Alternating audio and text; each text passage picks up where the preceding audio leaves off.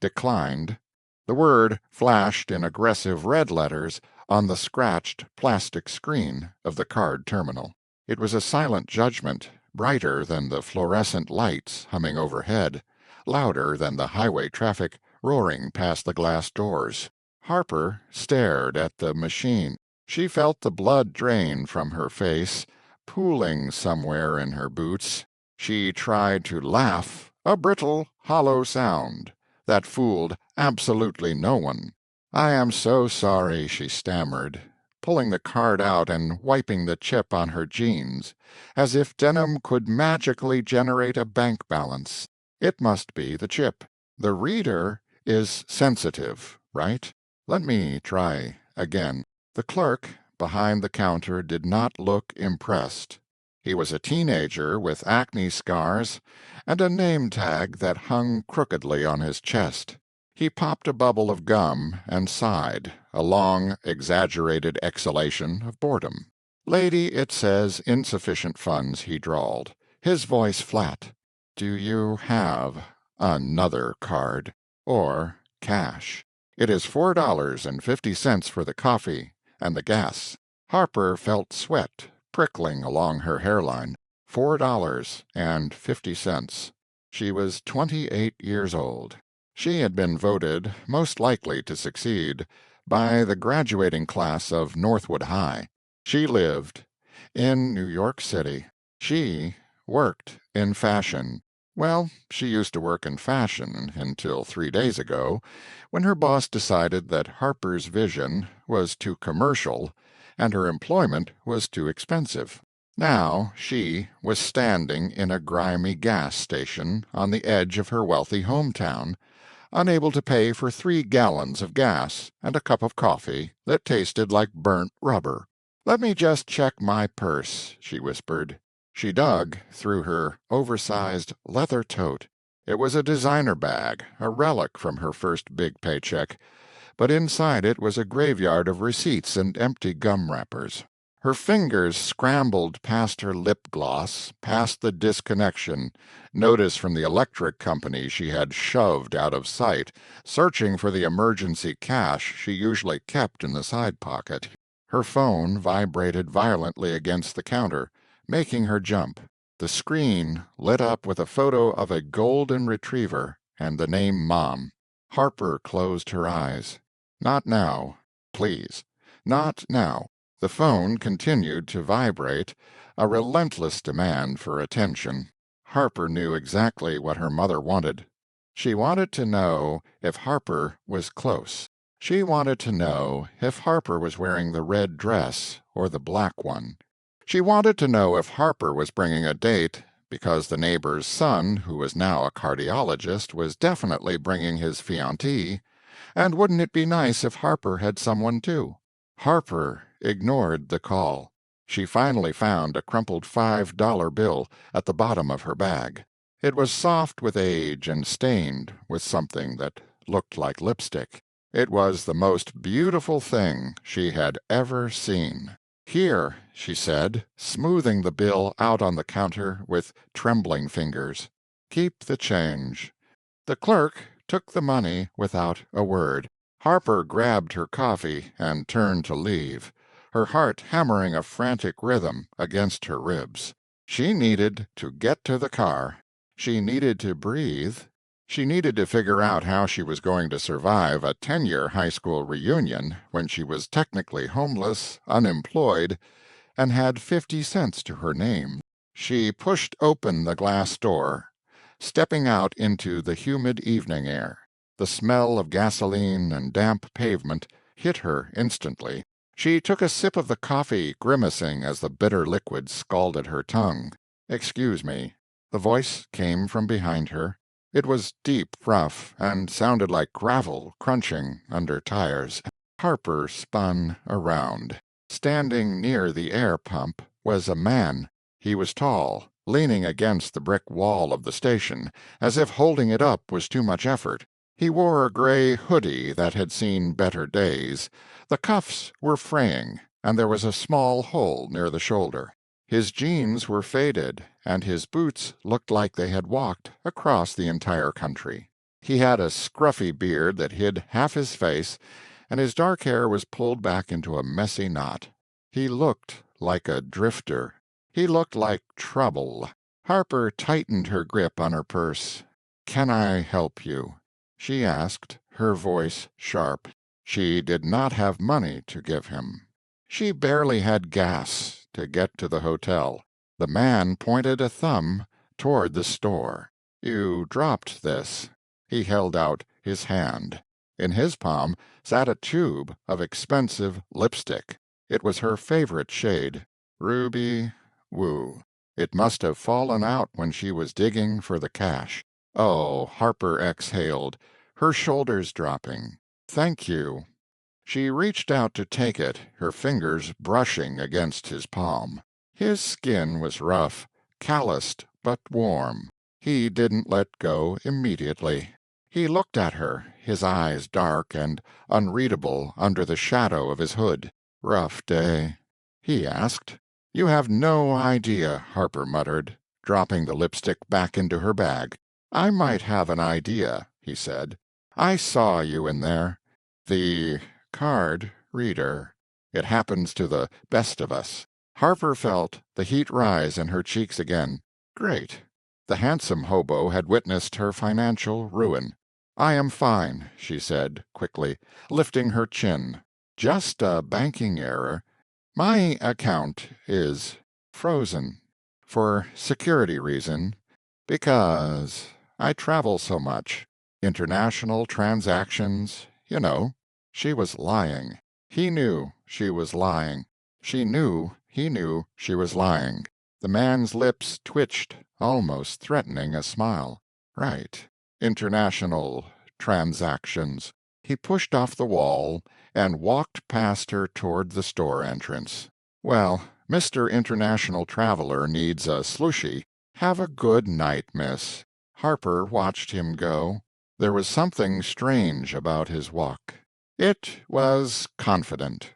Too confident for a guy wearing a hoodie with holes in it.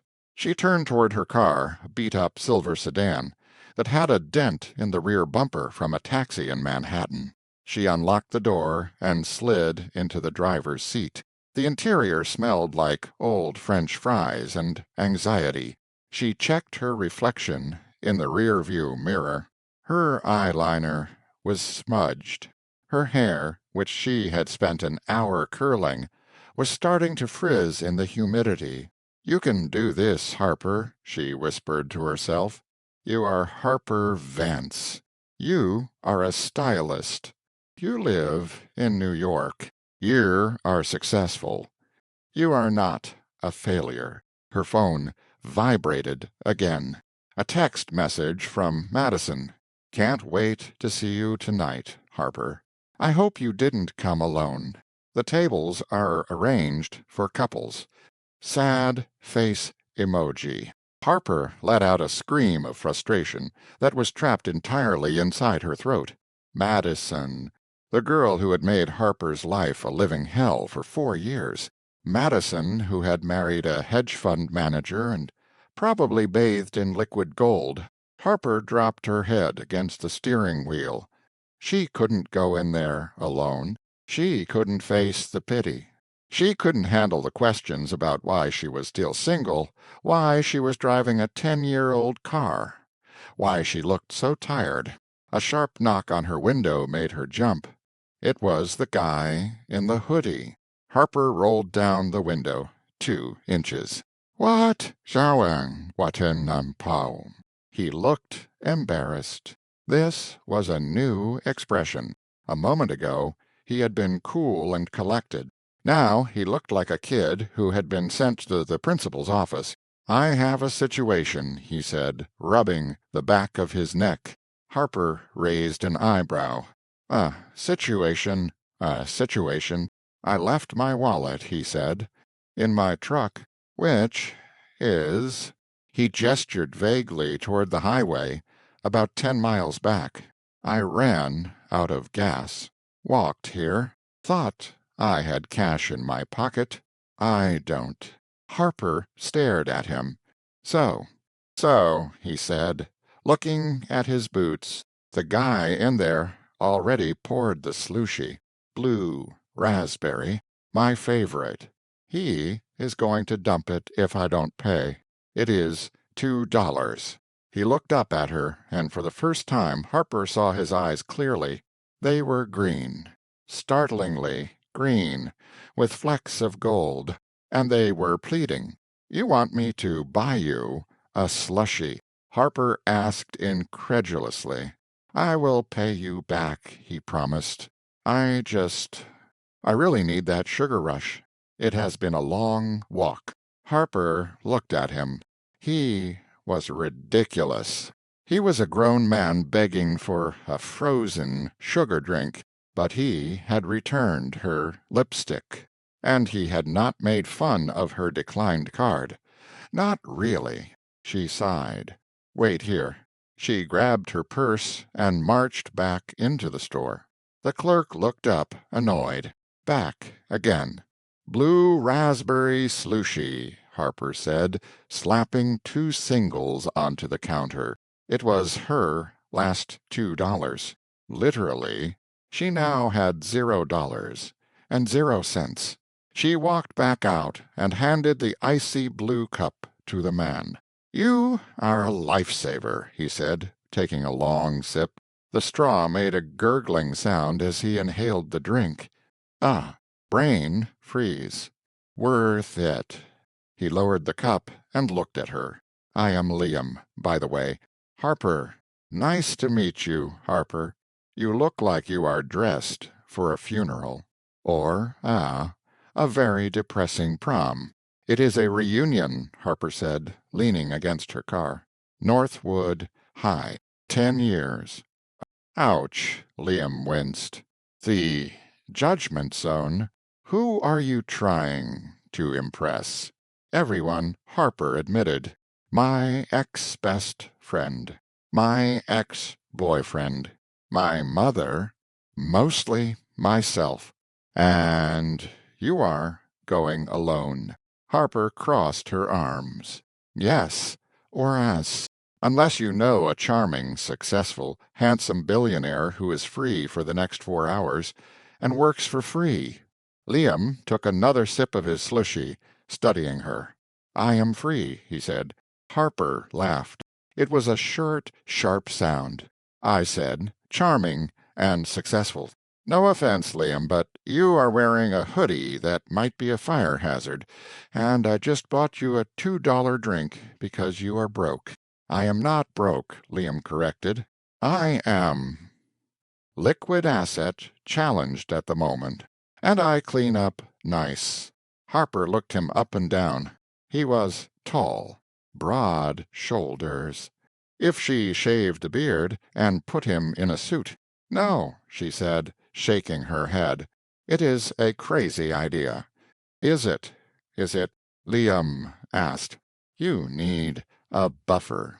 Someone to hold your purse while you dance. Someone to nod politely when people talk about their babies and their mortgages." "I am excellent at nodding." Harper bit her lip. She looked at the time on her dashboard. 7:15 p.m. The cocktail hour started at 7:30 p.m. She was running out of time. She was running out of option. "What do you want in return?" she asked. "I have no money. You know, that." "I need a ride," Liam said, "into town. My truck is dead, remember. You take me to town, drop me off after your party. I will be your arm candy for the night." Harper hesitated. This was dangerous. This was stupid. This was the plot of a bad movie. But then she thought about Madison's text message. "The tables are arranged for couples." "Fine," Harper said.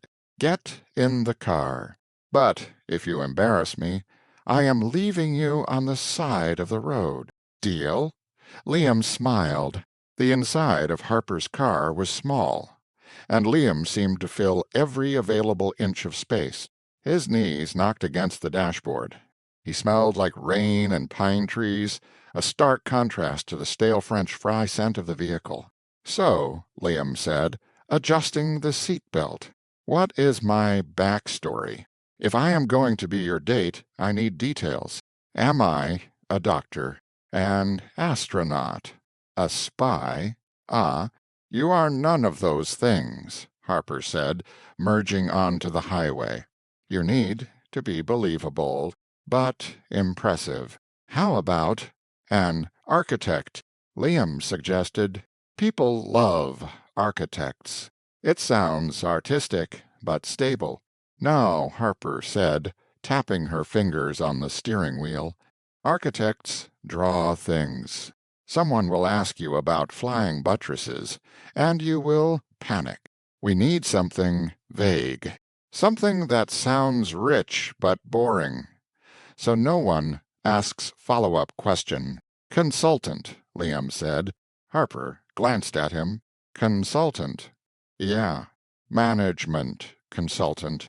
I optimize synergies and streamline workflows." No one knows what that means, not even the people who do it.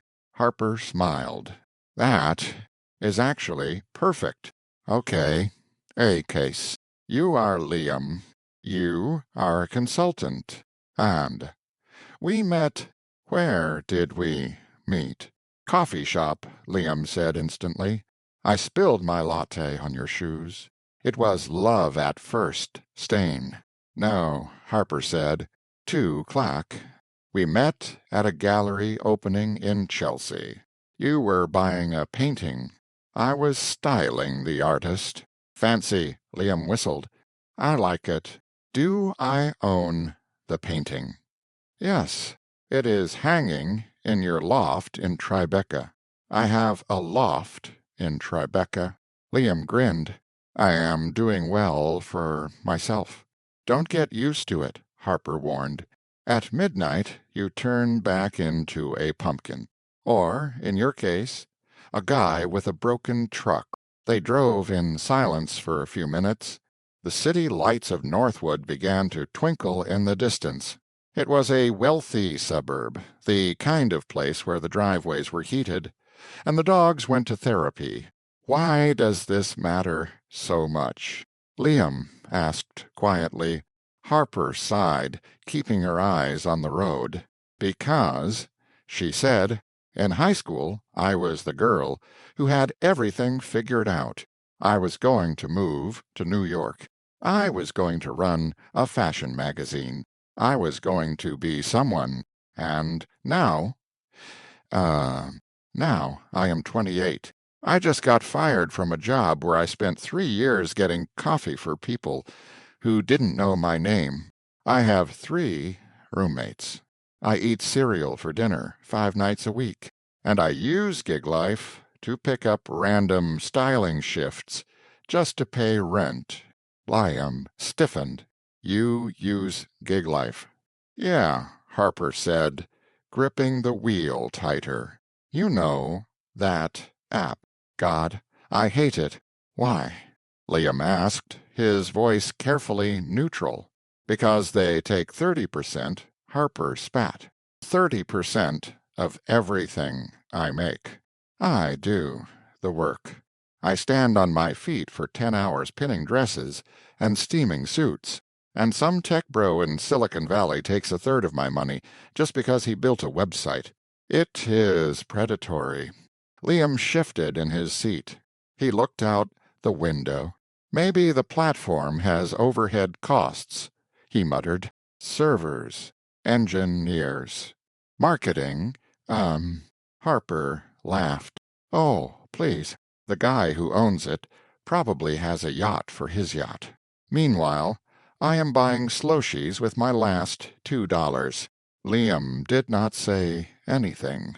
He pulled his hood down further, shadowing his face. "We are here," Harper announced, pulling into the long, winding driveway of the Grand Oak Hotel. The building was massive, a sprawling stone mansion lit up with golden floodlights. Valets in red jackets were running back and forth, opening doors of Bentleys and Mercedes. Harper parked her beat-up Honda in the self-parking lot, far away from the entrance between a dumpster and a delivery van. "Okay," she said, turning to Liam. "This is it. Are you ready?" Liam looked at her. He reached up and pulled the hair tie out of his messy bun. His dark hair fell around his face in loose waves. He ran a hand through it, smoothing it back. Then he unzipped his hoodie. Underneath, he was wearing a plain black T-shirt. It was simple, but it fit him perfectly. He took off the hoodie and tossed it into the back seat. "Do you have a jacket?" Harper asked. Liam reached into a duffel bag he had brought with him. He pulled out a black blazer. It was wrinkled, but when he put it on, it transformed him. Suddenly, the scruffy beard looked intentional. The messy hair looked stylish. He looked like a rock star trying to be incognito. "Whoa," Harper breezed. "You clean up well." "I told you," Liam said, flashing a grin that made Harper's stomach do a strange little flip. "Shall we go optimize some synergies?" The ballroom smelled like expensive perfume and desperation. Crystal chandeliers dripped light from the ceiling. A jazz band played a soft, inoffensive cover of a pop song in the corner. Waiters circulated with silver trays of champagne and tiny crab cakes. Harper walked in with her hand tucked into the crook of Liam's elbow. Her heart was beating so hard she was sure he could feel it through his blazer. "Relax," Liam whispered, leaning down to her ear. His breath was warm. "You look incredible. Own it." Harper smoothed down the front of her dress. It was a vintage silk slip dress she had found at a thrift store and altered herself. She had dyed it a deep emerald green. It clung to her curves like water. "Harper." The voice was high-pitched and shattered the air like breaking glass. Harper stiffened. "Here we go." Madison approached them. She was wearing a sparkling silver gown that looked like it cost more than Harper's car. Her blonde hair was sprayed into a helmet of perfection. On her arm was her husband, Brad, who looked like he had been manufactured in a factory that produced generic rich men. "Harper." Madison squealed, pulling Harper into a hug that was more of a suffocation attempt. "I am so glad you made it. We were taking bets on whether you would show up." Harper pulled back, forcing a smile. "Why wouldn't I show up, Madison?" "Well, you know," Madison said, waving a manicured hand, "city life is so unpredictable. We heard things have been tough." She looked at Liam. Her eyes widened. "And who is this?" "This is Liam," Harper said, stepping closer to him. "My boyfriend." Liam extended a hand. Charming smile. Perfect grip. "Liam," he said smoothly. "Nice to meet you." Madison looked him up and down, searching for a flaw.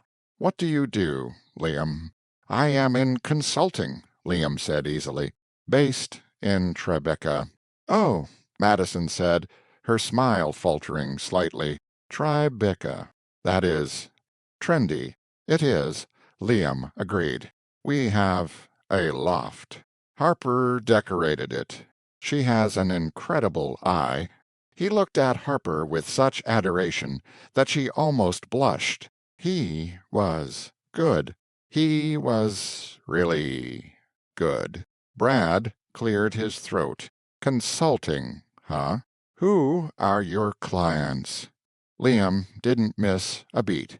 "Mostly tech firms, startups scaling for IPO. I help them structure their back-end logistics to maximize user retention."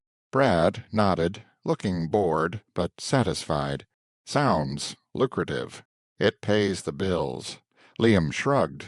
Madison wasn't done. She turned her laser focus back to Harper. "So, Harper, I saw your mom at the grocery store. She said you are styling for celebrities now." Harper froze. Her mother's exaggerations were going to kill her. "Well," Harper started, "I work with a lot of different clients." "She is being modest," Liam interrupted. He placed a hand on the small of Harper's back. His touch was grounding. "Harper just finished a project for a major pop star. I signed an NDA, so I can't say the name, but let us just say she is winning Grammys." Madison's mouth opened slightly. "Real? Ah, really?" "Yes," Liam continued. "Harper is the most talented person I know. She could charge double what she does, but she cares about the art." Harper stared at him. He was lying so effortlessly. It was terrifying. It was thrilling. "Let us get a drink," Liam said, steering Harper away before Madison could ask for proof. "Lovely to meet you both." They walked toward the bar. Once they were out of earshot, Harper let out a long breath. "You are insane," she whispered. "A pop star? Real, really." "Go big or go home," Liam said, signaling the bartender. "2 glasses of champagne, please." The good stuff." He handed a glass to Harper. To the art he toasted, his eyes twinkling. Harper clinked her glass against his. "To the art, and to lying to my high school nemesis." They took a sip. The champagne was cold and crisp. "So," Liam said, leaning against the bar, "that was the villain. Who else do we need to defeat?" Harper scanned the room. She saw the jocks who used to throw things at her bus. She saw the teachers who told her she talked too much. But mostly she saw the faces of people she had compared herself to for 10 years. "Everyone," she said softly. Liam followed her gaze. He looked at the room, not with fear, but with a strange kind of analysis. He looked like he was taking the room apart, brick by brick. "You know," he said, his voice low, "most of these people are faking it, too." "What do you mean?" "Look at the guy in the blue suit over there," Liam said, nodding toward a man laughing too loudly near the buffet. "His watch is a replica. A good one, but the second hand is ticking, not sweeping. And the woman in the red dress, she is checking her work email every 30 seconds. She is terrified of losing her job." Harper looked at him in surprise. "How do you notice that?" "It is my job," Liam said. "I notice details. I notice patterns." He turned to look at her. "Like I noticed that you are wearing a dress you made yourself." Harper froze. "How did you know?" "The stitching," Liam said gently. "It is hand-stitched. The hemline. It is perfect. Machines don't do that. You have talent, Harper. Real talent." Harper felt a lump form in her throat. No one had complimented her work in months. Her old boss had only criticized her. "Thank you," she whispered. "Don't thank me," Liam said. "I am just the consultant." Suddenly a commotion near the entrance caught their attention. A hush fell over the room. A man walked in. He was flanked by 2 security guards. He was wearing a tuxedo that fit him like a second skin. He was older, maybe 50, with silver hair and a tan that screamed private island. "Who is that?" Liam asked, his body tense. Harper squinted.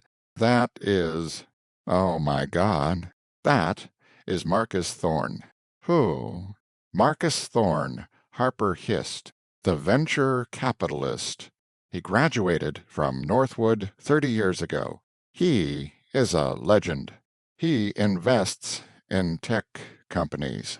"Why is he here?" Liam turned away quickly, shielding his face with his hand. "We need to move," he said sharply. "Aye, why?" Harper asked, confused. "Because," Liam muttered, grabbing her hand and pulling her toward the balcony doors. "If he sees me, your cover is blown." "What? What?" Harper stumbled after him. Why would a billionaire investor know a management consultant? Liam pushed open the balcony doors and dragged her out into the cool night air. He didn't stop until they were in the shadows, hidden behind a large potted fern. He was breathing hard. "Liam," Harper demanded, pulling her hand away. "What is going on? Do you owe him money? Are you on the run?" Liam looked at her. The playful spark was gone from his eyes. He looked trapped. "Harper," he said, "I need to tell you something. I am not. I am not exactly who I said I was." Harper laughed nervously. "I know. You are not a consultant. You are a guy I found at a gas station." "No," Liam said. "I mean, I am not broke." Harper stared at him. "What?" "I didn't leave my wallet in my truck because I am irresponsible," Liam said. "I left it there because I never use it. I have people who pay for things. I have assistants." Harper took a step back. She looked at his hoodie, which was now draped over a chair. She looked at his boots. "Who are you?" she whispered. Liam took a deep breath. "I am Liam Cole," he said. The name hung in the air between them. Harper's mind raced. Liam Cole. Liam Cole. And then it clicked. Liam Cole, the founder of Gig Life, the tech billionaire, the man she had just spent an hour complaining about, the man who took 30% of her paycheck. "You," Harper breathed, horror washing over her. "Yes," Liam said. "You own the app," she said, her voice rising. "You are the billionaire." "I am," Liam admitted. "And you let me buy you a $2 slushie." Harper shouted, "With my last $2. I—" Liam started reaching out. "Don't touch me," Harper yelled. She felt like she was going to be sick. "You let me humiliate myself. You let me rant about your company. You sat in my car that smells like fries, and let me coach you on how to pretend to be successful. I wanted to be normal." Liam pleaded, "Just for one night.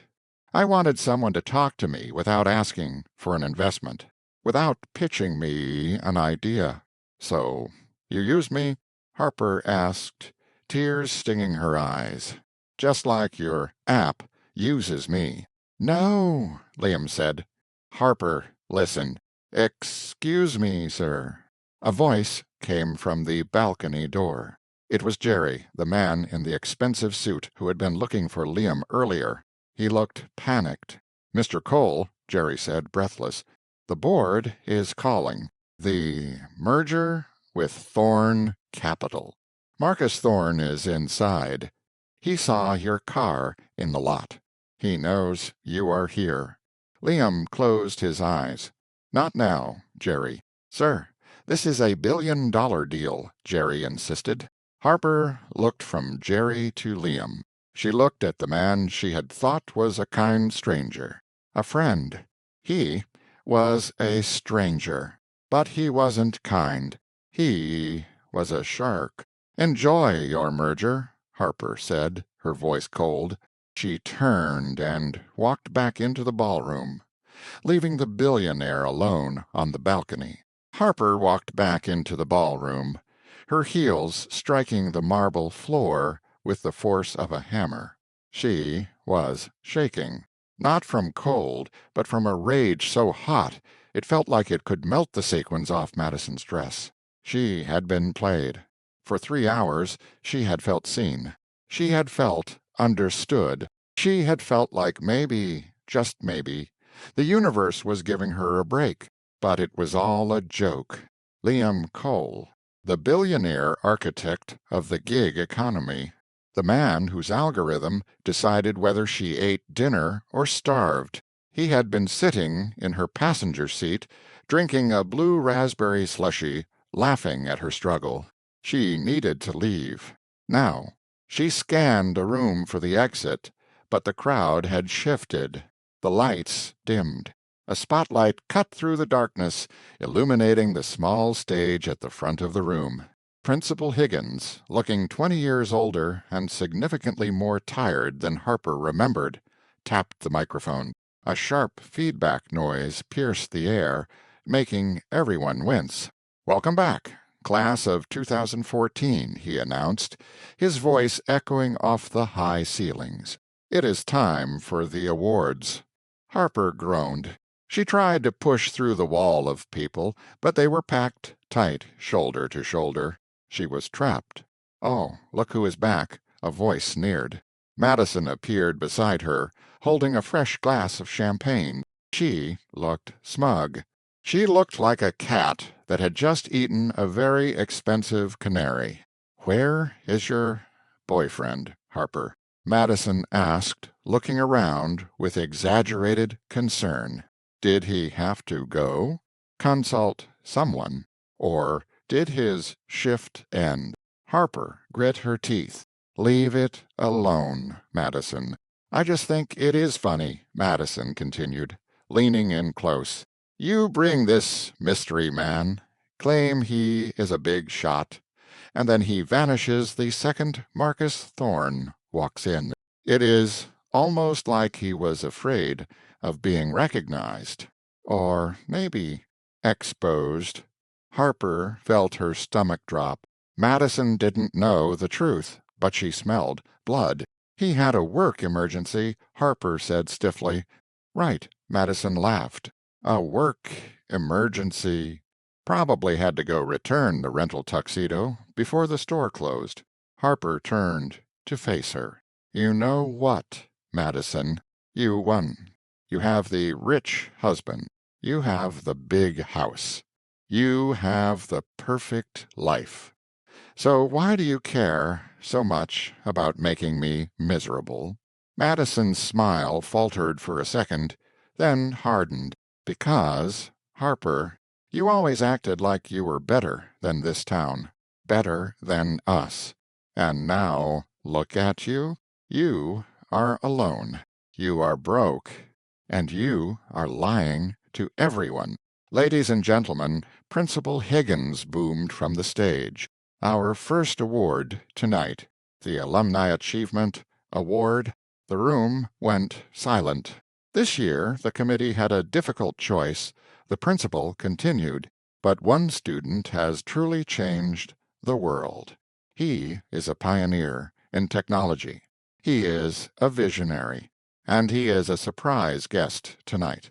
Harper froze. "Numban ay Sambasanka." He wouldn't. Please welcome the founder of Gig Life and the man Forbes magazine calls the architect of the future. Liam Cole. The room erupted. People gasped. Whispers flew across the ballroom like wildfire. Liam Cole. Here, the billionaire. The double doors at the back of the room swung open. Liam walked in. He was not wearing the hoodie. He was not wearing the borrowed blazer. He was wearing a charcoal gray suit that looked like it cost more than the entire hotel. He walked with a confidence that sucked the air out of the room. He didn't look at the stage. He didn't look at the principal. He looked straight at Harper. He walked through the crowd, and people parted for him like the Red Sea. The finance guys who had mocked him earlier looked like they were about to faint. Marcus Thorne, the legendary investor, stood up and clapped slowly. Liam stepped onto the stage. He took the microphone from the stunned principal. "Thank you," Liam said. His voice was calm, steady. He looked out at the sea of faces. He saw the judgment. He saw the envy. And then his eyes found Harper, standing near the exit, looking like she wanted the floor to swallow her whole. "I didn't come here tonight for an award," Liam said. I came here because I owed a debt. The room went deadly silent. You could hear a pin drop. 10 years ago, Liam continued, I was the kid in the back of the science lab, the one with the stutter, the one nobody noticed. He paused. Well, almost nobody. There was one person who noticed. One person who told me that my ideas weren't weird, they were just early. He pointed at Harper. Harper Vance, Liam said. Every head in the room turned toward her. The spotlight swung around, blinding her. She shielded her eyes, her heart hammering against her ribs. Tonight, Liam said, his voice gaining strength, I met a lot of people who measure success by their bank accounts, by their titles, by their zip codes. He looked at Madison, who was standing with her mouth open, her champagne glass tilting dangerously. But the most successful person in this room is the one who bought a stranger a coffee when she had $2 left in her pocket, Liam said. The one who works 3 jobs to fund her art because she refuses to sell out. He took a step forward on the stage. Harper told me tonight that gig life takes 30% of her earnings, Liam announced. She told me it is predatory. She told me it hurts creators. A murmur went through the crowd. This was not a victory speech. This was a confession. She is right, Liam said. We got greedy. We lost sight of the people who actually do the work.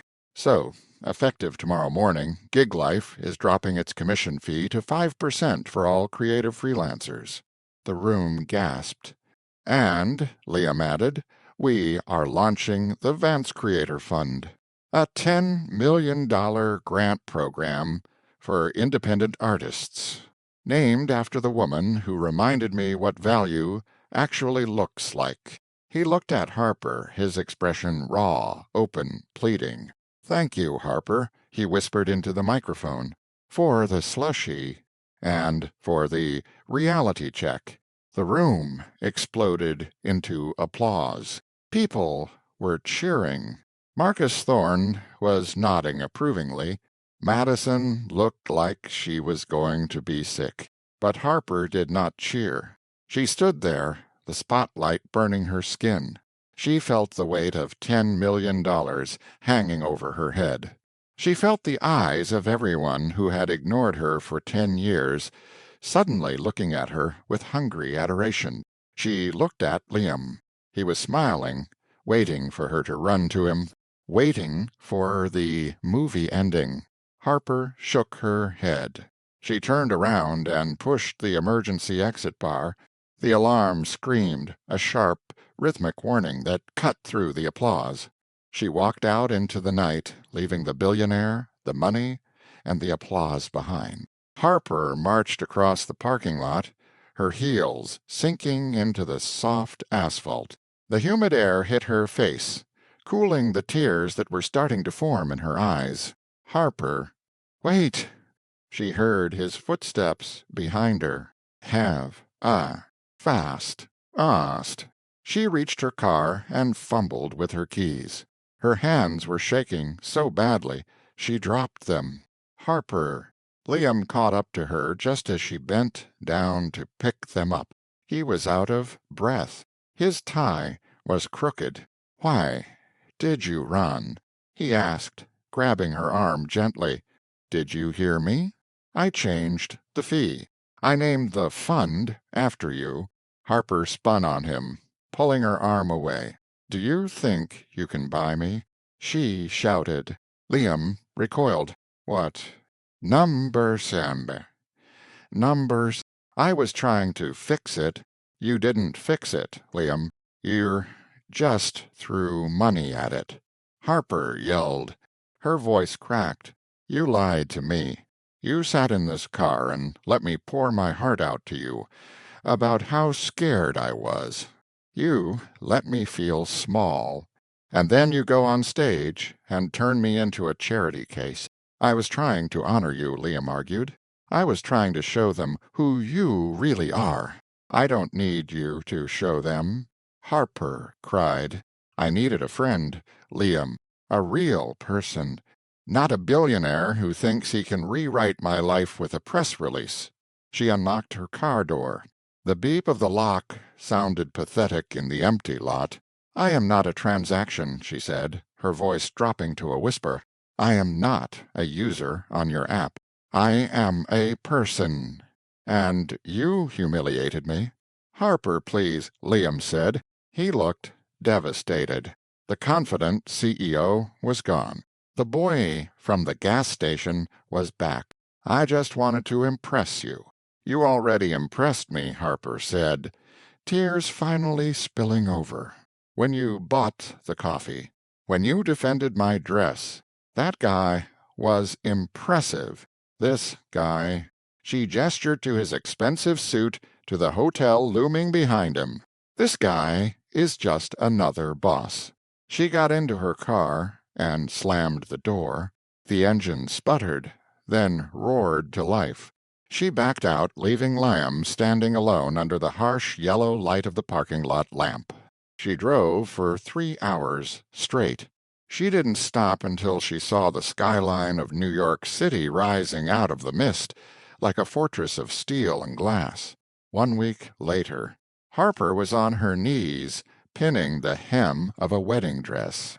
Her apartment was the size of a shoebox, and currently it was filled with enough tully to suffocate a small army.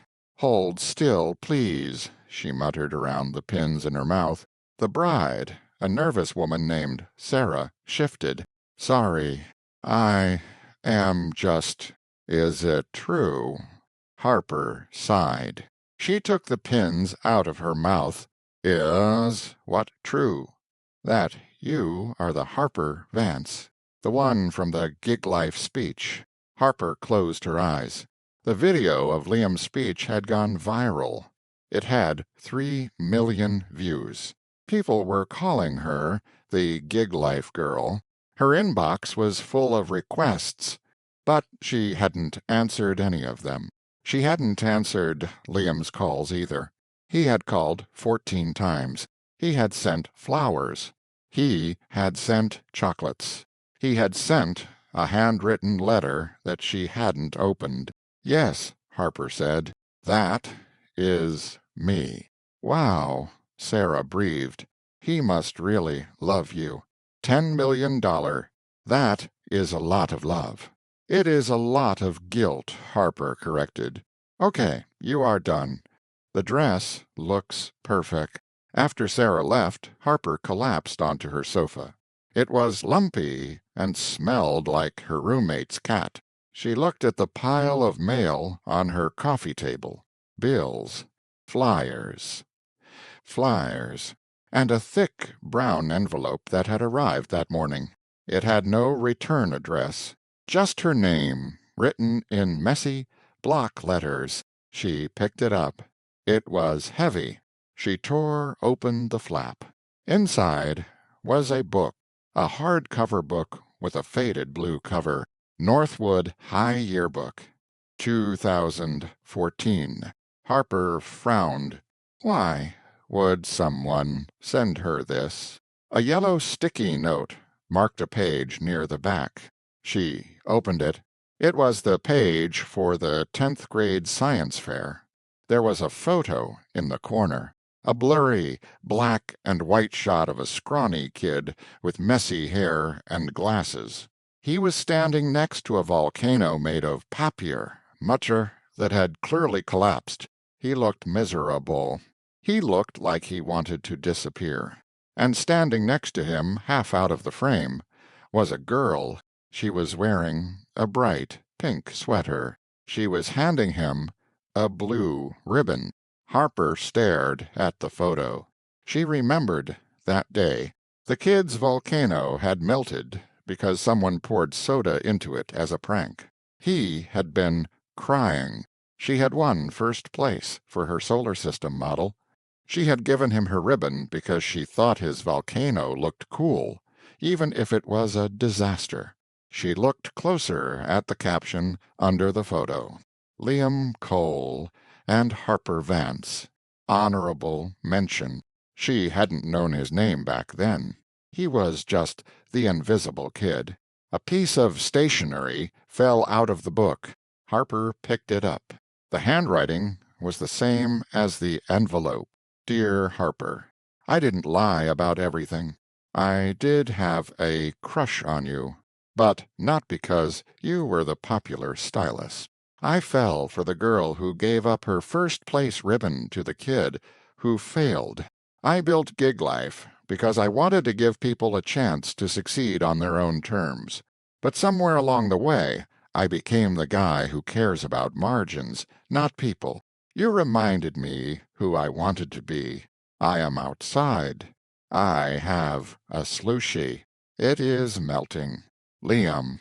Harper dropped the letter. She ran to the window. Down on the street, 3 floors below.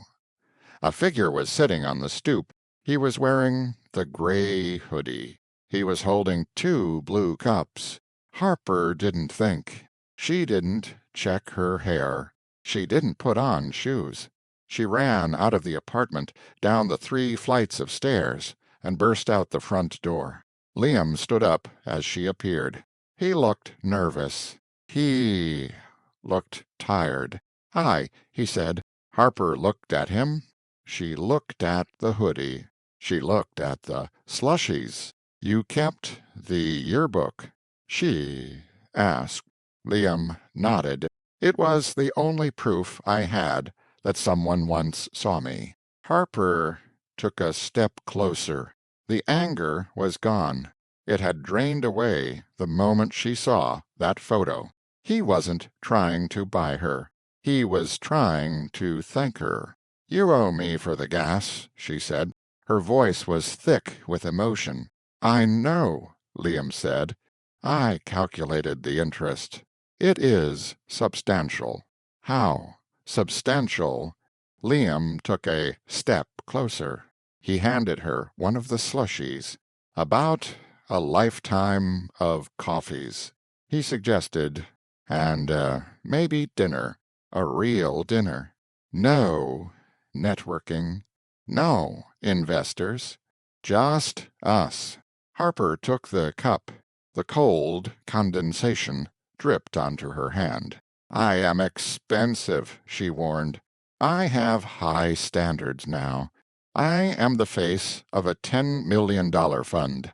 "I know," Liam smiled. "I will have to work hard to keep up." He hesitated. "Can I kiss you, Harper? Or is that a violation of the terms of service?" Harper laughed. It was a real laugh, loud and free. "I think we can make an exception," she said. Liam leaned in.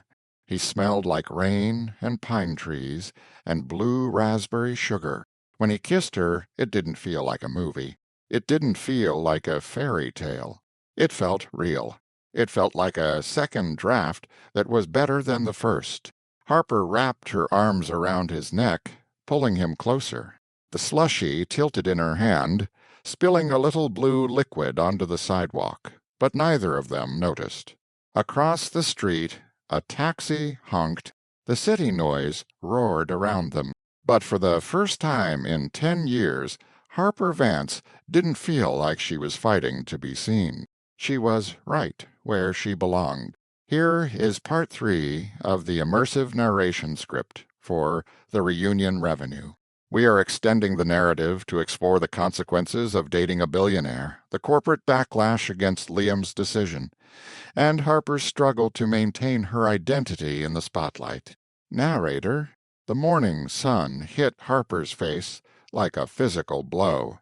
She groaned, pulling the duvet over her head. The sheets smelled like lavender detergent and expensive cologne. She froze. Lavender was her detergent. The cologne was definitely not hers. She sat up. Her tiny apartment, usually a chaotic mess of fabric swatches and half-drunk coffee cups, was strangely quiet. She looked toward the kitchen. Liam was there. He was wearing the same gray T-shirt from the night before, but he was barefoot. He was standing in front of her stove, frowning at a frying pan with intense concentration. "Good morning," he said, without turning around. "I think your stove is broken. The burner only has two settings, off and volcano." Harper rubbed her eyes. "It is not broken. It is a vintage. You have to coax it."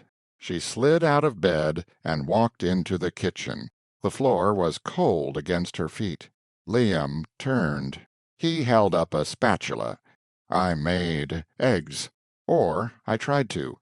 They are slightly, uh, crispy." Harper laughed. It was a soft, sleepy sound. "I like crispy." She leaned against the counter. It felt surreal. The billionaire tech mogul was in her 300-square-foot apartment in Queens, cooking eggs on a stove that was older than he was. "So," she said, crossing her arms, "is this real life? Or am I going to wake up and find out I am late for a shift at the bridal shop?" Liam put the pan down. He walked over to her. He reached out and tucked a strand of hair behind her ear. His fingers were warm. "It is real," he said softly, "and for the record I called your boss at the bridal shop. You have the day off." Harper stiffened. "You did what?" "I called her," Liam said, looking pleased with himself. "I told her you had a family emergency." "Liam!" "Harper!" exclaimed. "You can't just call my boss. I need that job.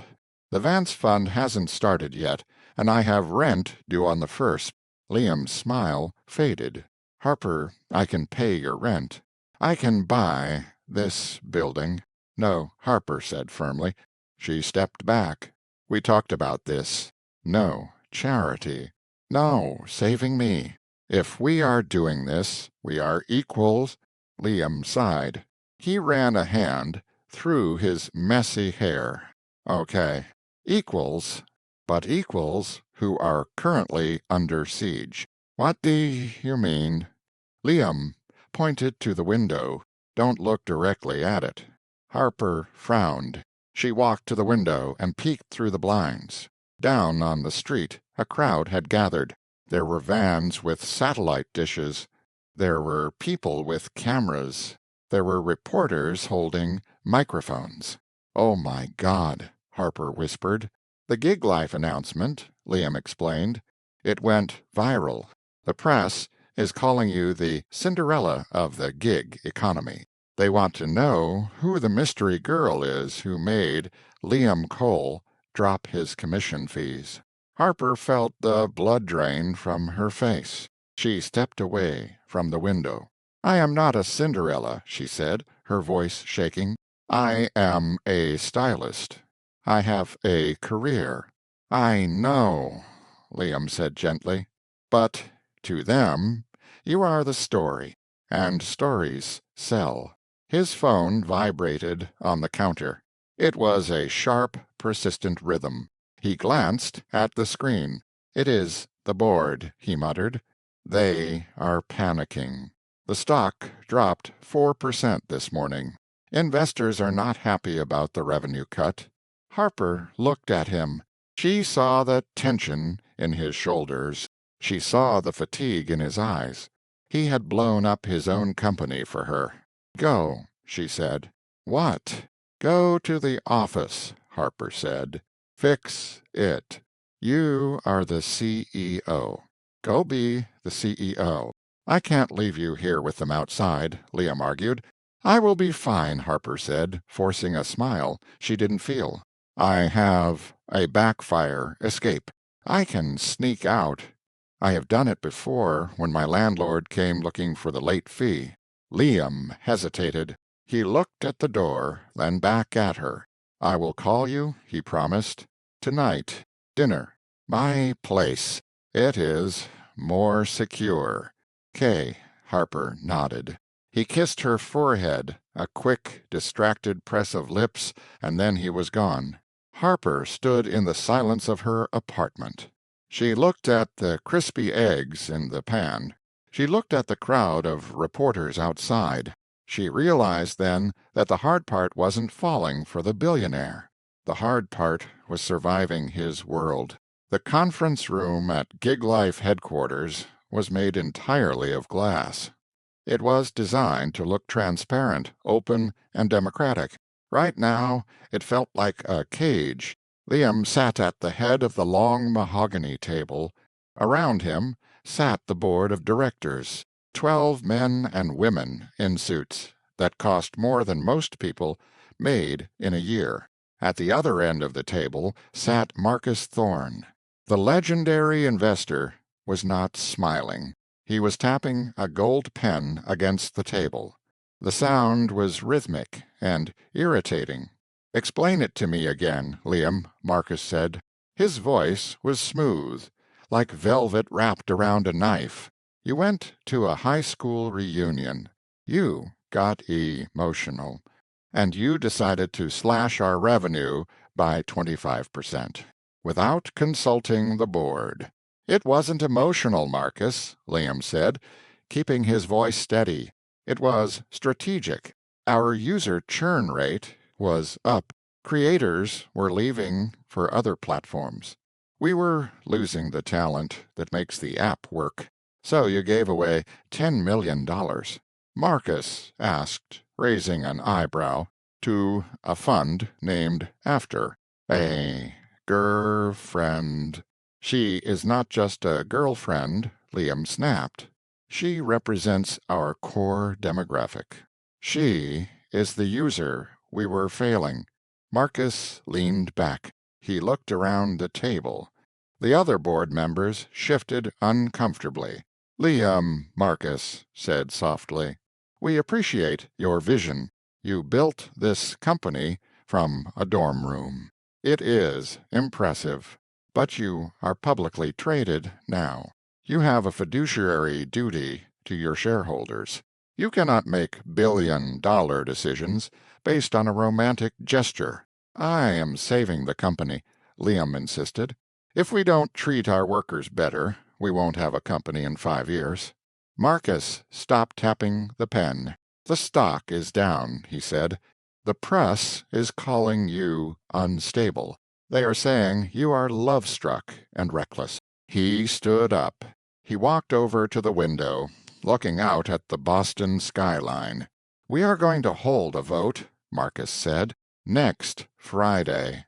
A vote of no confidence." The room went silent. Liam felt a cold knot form in his stomach. "You are trying to push me out?" Liam asked quietly. "I am trying to protect my investment," Marcus said, turning back to face him. "Unless you can prove that this Vance Fund is actually profitable and not just a charity project for your new muse, you are out, Liam." He picked up his briefcase. "You have 1 week," Marcus said. "Fix the numbers, or say good-bye to your company." He walked out. The heavy glass door swung shut behind him. Liam sat alone in the room.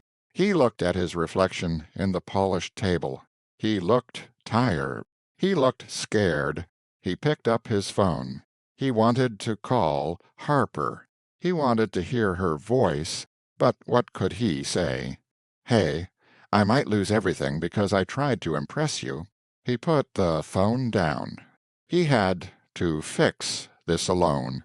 Harper managed to escape her apartment through the fire escape, dodging the reporters by wearing a baseball cap and oversized sunglasses. She took the subway to the bridal shop in downtown Manhattan. She needed to work. She needed normalcy. But when she walked in, the shop was silent. Her boss, a stern woman named Mrs. Higgins, was standing by the counter. Next to her was a customer. It was Madison. Harper stopped in the doorway. Madison turned. She was wearing a white pantsuit that looked sharp enough to cut skin. She held a bridal magazine in one hand and a latte in the other. "Harper!" Madison exclaimed, her voice dripping with fake sweetness. "We were just talking about you." Harper tightened her grip on her bag. "What are you doing here, Madison? You are already married?" "I am," Madison agreed, "but my cousin is getting married." And I told her I knew the best stylist in the city, the famous Harper Vance. She smiled. It was not a nice smile. "Missy," Higgins looked nervous. "Harper, Mrs. Sterling here, has requested you specifically for a consultation. She wants to book the platinum package." Harper looked at her boss. The platinum package was a $10,000 commission. The shop needed the money. "I can handle it," Harper said, walking past Madison to put her bag behind the counter. "Great," Madison said.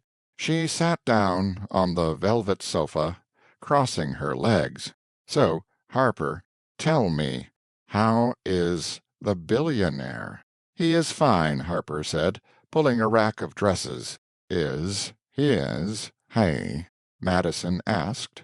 "I heard the stock market isn't doing so well today."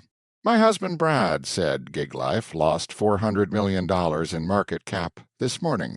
That is, lot of slushies." Harper ignored her. She pulled out a lace gown. "This is an A-line silhouette. Very flattering." Madison didn't even look at the dress. "You know," she said, examining her fingernails, "it is kind of sad. You finally get a guy, and you ruin his career in less than 24 hours." Harper slammed the dress back onto the rack. The sound of the hanger hitting the metal bar echoed in the shop. "I didn't ruin anything," Harper said, her voice low and dangerous.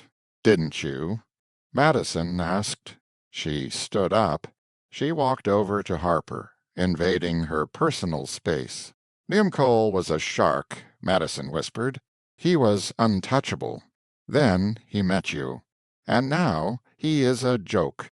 The board is going to eat him alive, Harper. And it is all because of you." She reached out and patted Harper's cheek. "Maybe you should stick to pinning hems, sweetie.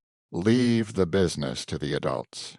Madison turned and walked out of the shop. The bell above the door chimed cheerfully, a stark contrast to the heavy silence she left behind. Harper stood there, shaking. Was Madison right? Was she the anchor dragging Liam down? Her phone vibrated in her pocket. It was a text from Liam. "Meeting ran late.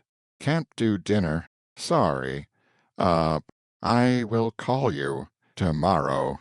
Harper stared at the screen. "Can't do dinner." It was starting. "The distance and round. The resentment." She typed back. "Okay. Good luck." She put the phone away. She looked at the row of white dresses. They looked like ghosts. "I am not going to let this happen," she whispered to herself. She grabbed her sketchbook from her bag. She flipped past the drawings of wedding dresses and evening gowns. She found a blank page. She started to draw. If Liam needed to prove that the Vance Fund wasn't charity, she would help him. She wouldn't be the damsel in distress. She would be the partner. She drew a logo. She drew a stage design. She drew a plan. She worked until the shop closed. She worked until her fingers cramped. When she finally left the shop, it was dark. The city was alive with lights. Harper looked up at the skyscrapers. Somewhere in one of those towers, Liam was fighting for his life. "Hold on, Liam," she whispered. "The cavalry is coming, and she is wearing thrift store boots." 2 days later, Liam was sitting in his office staring at a spreadsheet that made no sense. His eyes were red-rimmed. He hadn't slept in 48 hours. His assistant, Jerry, knocked on the door. "Sir, there is someone here to see you." "I told you, Jerry. No reporters, Liam groaned. It is not a reporter, Jerry said. It is Miss Vance. Liam sat up straight. Harper. She walked in before Jerry could answer. She looked different. She wasn't wearing her usual oversized sweater. She was wearing a sharp black blazer over a vintage T-shirt and jeans. She had a portfolio tucked under her arm. She looked fierce. Harper, Liam said, standing up. I am so sorry. I haven't called. It has been a nightmare, Harper finished for him. I know. I read the Financial Times. She walked over to his desk. She didn't hug him. She didn't kiss him. She placed the portfolio on the desk and opened it. What is this? Liam asked. This, Harper said, pointing to the first sketch, is how we save your company. Liam looked down. It was a drawing of a massive event space. It looked like a fashion show, but different. It was gritty. It was real. The Gig Life Gala, Harper said, but not a boring dinner with rubber chicken. A showcase. She flipped the page. You have $10 million in the Vance Fund, right? Harper asked. Yes, Liam said, confused. Don't just give it away, Harper said. Invest it. We pick 10 creators. The best of the best. A chef, a designer, a musician, a coder. We give them the money to launch their dream projects. And we film it. We make it a documentary series. Gig Life isn't just a platform. It is a launch pad. She looked at him, her eyes burning with intensity. Marcus Thorne wants profit. Harper asked. We give him content. We sell the streaming rights to the series. That covers the cost of the grant. The fund becomes self-sustaining. You don't lose money. You make money, and you change lives. Liam stared at the drawings. He stared at the numbers she had scribbled in the margins. They were rough, but the logic was sound. It changes the narrative, Liam whispered. It stops being charity.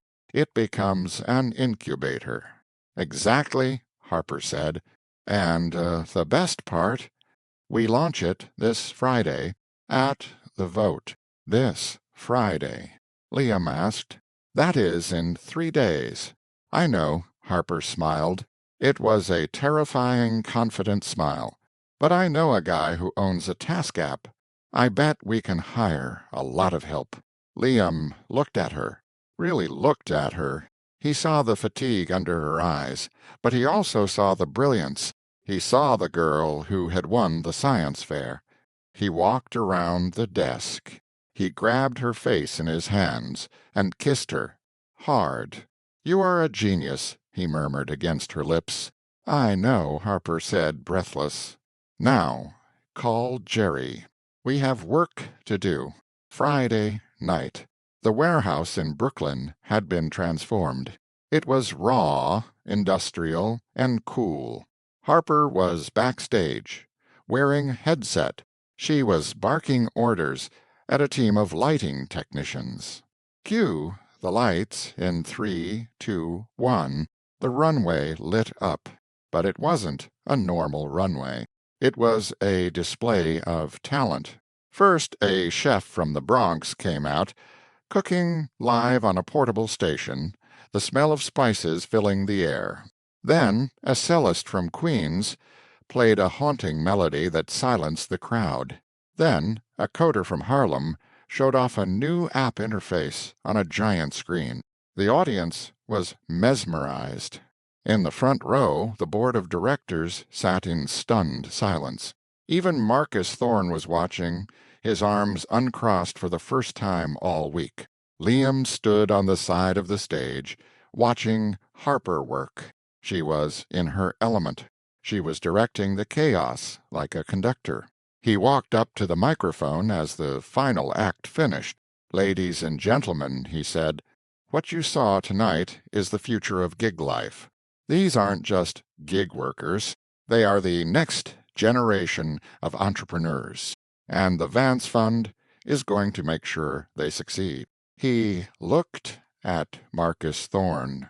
We have already sold the rights to this series to a major streaming platform for $15 million. Liam announced.